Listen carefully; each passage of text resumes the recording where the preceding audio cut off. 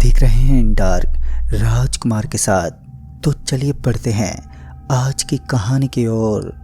दोस्तों 2001 का साल था जब गांव में लाइट के साथ साथ काफ़ी ऐसी चीज़ें थी जिनका हर घर में उपयोग नहीं होता था।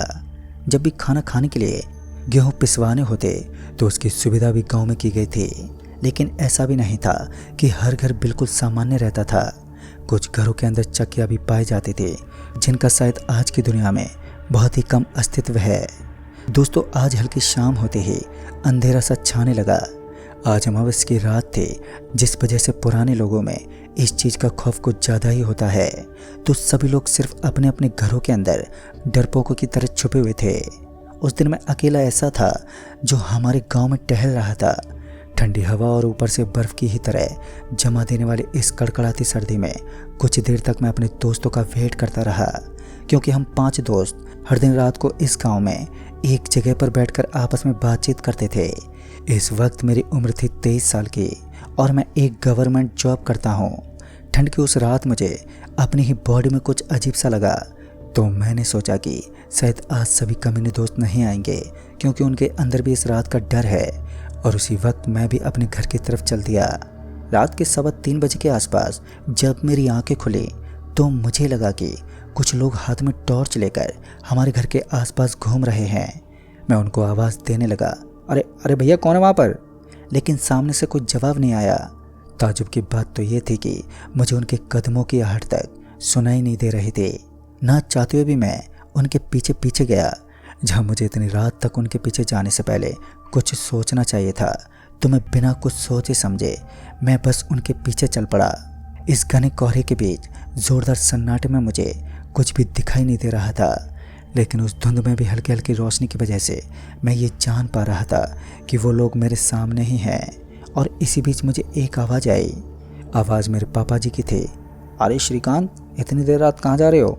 चुपचाप घर आ जाओ, तुम्हें पता नहीं है आज अमावस्या की रात है।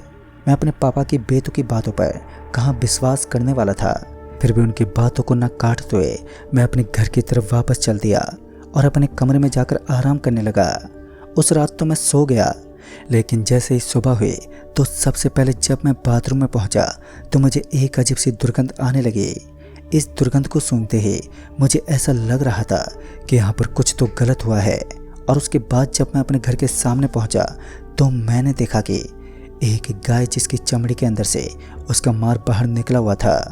ताज्जुब की बात तो ये थी कि इतनी बुरी दशा होने के बाद भी वो गाय अभी भी जिंदा थी और उसके अंदर से निकला हुआ वो मांस बहुत गंदे तरीके से सड़ रहा था।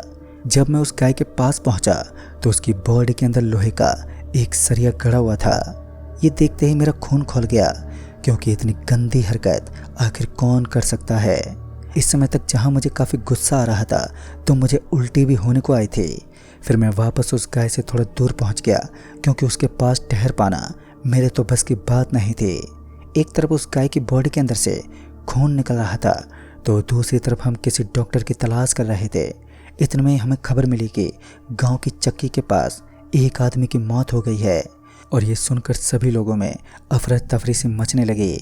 जब सभी लोग उस गांव की चक्की के पास पहुंचे तो उन्होंने देखा कि उस आदमी के पेट में एक लोहे का सरिया गड़ा हुआ था। उसके पेट में मौजूद सारा का सारा खाना पीना बाहर निकल गया। उसकी एक एक नस साफ साफ दिख रही थी और मैं तो सिर्फ उसे 5 सेकंड के लिए ही उस शख्स को देख पाया। फिर उसके बाद मैंने अपना मुंह ही फेर लिया। उस प्रचंड ठंड में अभी भी हमें समझ नहीं आ रहा था कि ऐसा कैसे हुआ। पहले एक गाय के शरीर में हमें एक लोहे का विशाल सरिया मिला, तो अब इस आदमी की भी उसी तरह मौत हुई थी। फिर कुछ देर के बाद वहाँ पुलिस तैनात हुई और इस मामले की जाँच पड़ताल की गई, लेकिन कोई भी किसी के बारे में कुछ भी पता नहीं लग पाया कि ये मौत आखिर कैसे हुई। फिर बाद में उस डेड बॉडी को सही सलामत उसके घर पहुंचा दिया गया और उसका अंतिम संस्कार किया गया। लेकिन गांव में हुए इन 2 हादसों के बाद एक अजीब सा सन्नाटा पसरने लगा। लोगों में एक अलग ही डर बैठ गया था, खासकर इस अमावस्या की रात के प्रति। हमारे गांव के एक गिरधारी काका थे जो इस चक्की को चलाने का काम करते थे। उनसे भी काफ़ी देर तक मशक्कत की गई, लेकिन उन्होंने बताया था कि उन्हें स्थिति का आभास तक नहीं हुआ। लेकिन उनकी चक्की के पास संस्कृत शब्दों में कुछ लिखा हुआ था जो किसी के समझ में नहीं आया। ये अटपटा सा था। फिर एक साधु बाबा को बुलाया गया, लेकिन उन्हें भी कुछ मालूम ही नहीं पड़ा। एक तरफ मैं था जिसे इन चीज़ों के बारे में ज्ञात नहीं था, लेकिन जब होने को मंजूर हो तो इंसान के साथ कुछ भी हो सकता है। उस दिन सब कुछ बहुत बुरा हुआ और फिर सब लोग अपने अपने घर चले गए। उस दूसरी रात जब सब कुछ सही चल रहा था, तब कुछ बीच में ऐसा हुआ जिसने मुझे झंझोर कर रख दिया। मेरी ज़िंदगी के कुछ हसीन पलों को दर्दनाक पल में बदल दिया। उस रात मैं अपने कमरे में सोया हुआ था कि अचानक मेरे एक दोस्त ने मुझे बाहर से आवाज़ लगाई और मुझे घर से बाहर निकलने को कहने लगा। ये आवाज़ सिर्फ मुझे ही सुनाई दी थी, लिहाजा मैं उसी वक्त अपने घर से बाहर निकला तो मैंने देखा कि मेरा दोस्त आर्यन मेरे घर के बाहर खड़ा होकर मेरा इंतज़ार कर रहा था। तभी मैं उसके पास गया तो उसने कहा कि अरे भाई, तू भूल गया है, आज हम लड़कों ने एक मीटिंग रखी थी जिसमें हमें अपने टूर के बारे में बात करनी थी। तुझे याद तो है ना, हमें शनिवार को टूर पर चलना है।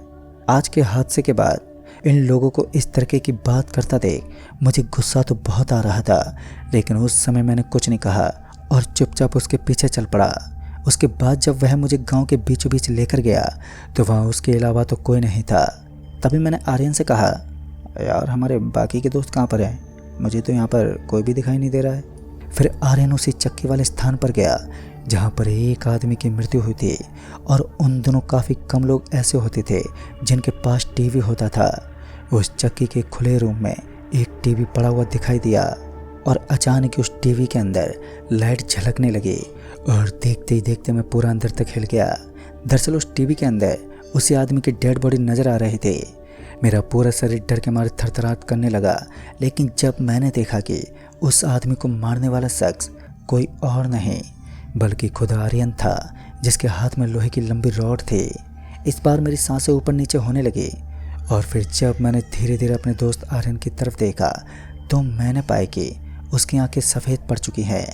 उसका हुलिया बदलने लगा था और अब उसके शरीर में अजीब सा बदलाव होने लगे, जैसे उसकी आंखों में उन कठपुतलियों की जगह खून के 2 गहरे गड्ढे बन गए और ये बात साबित कर रही थी कि अब यहाँ पर कुछ बड़ा होने वाला है। इतने में उस दुकान के अंदर रखी हुई चक्की का गेट अचानक ही खुल गया और वो चक्की अपने आप ही चलने लगी। उस चक्की के अंदर से मांस के टुकड़े बाहर निकलने लगे। तभी आर्यन एक शैतानी मुस्कान लेकर मुझे घूरने लगा। उसी वक्त मैं वहाँ से भागा और धूम दबाकर भागता हुआ मनचाहे रास्ते की तरफ दौड़ने लगा। इस बीच मुझे अपने सामने एक लंबी चौड़ी रोशनी दिखी।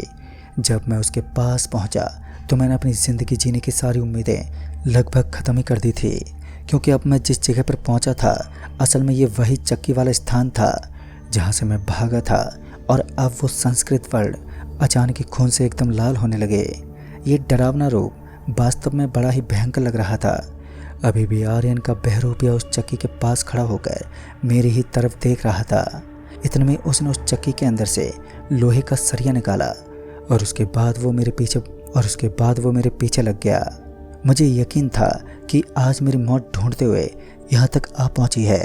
फिर क्या था, मैं एक बार फिर वहाँ से भागने लगा। मेरी समझ से एक बात बाहर थी कि आखिर ये काली शक्ति मेरे पीछे क्यों पड़ी है। मैंने तो इसका कुछ नहीं बिगाड़ा। अब तक तो वो मेरे बेहद करीब आ चुका था, लेकिन मैं भी धूम दबाकर भागता रहा और फिर करीब 10 मिनट लगातार भागने के बाद जब मैंने अपने आसपास देखा तो मैं जंगलों में था। हमारे गांव के पास एक जंगल पड़ता है। उस जंगल के अंदर एक अजीब सी बेचैनी थी। इससे पहले कि मैं कुछ कर पाता कि किसी ने पीछे से मुझे बहुत कसकर पकड़ लिया और अब तो मैं पीछे मुड़कर भी देख नहीं पा रहा था। मैं अंदर ही अंदर घुटने लगा। मुझे अपनी मौत साफ दिख रही थी, लेकिन मैंने हिम्मत नहीं हारी और मैं छटपटाता रहा। फिर कुछ देर के बाद एक बार फिर मैं उसके चंगुल से मुक्त हो गया। उस जंगल के अंदर कुछ घने पेड़ों के बीच मुझे कुछ आदमी बैठे दिखाई दिए जिन्होंने कुर्सी डाल रखी थी। मैं छुपते छुपाते उनकी बातों को गौर से सुनने लगा, लेकिन इसी बीच कदमों की आहट ने इन बातों के बीच बिघन डाल दी। ये आहट मेरे ही कदमों की थी, जिसे सुनते ही वो सभी लोग एकदम से सतर्क हो गए और लगातार इधर उधर देखने लगे।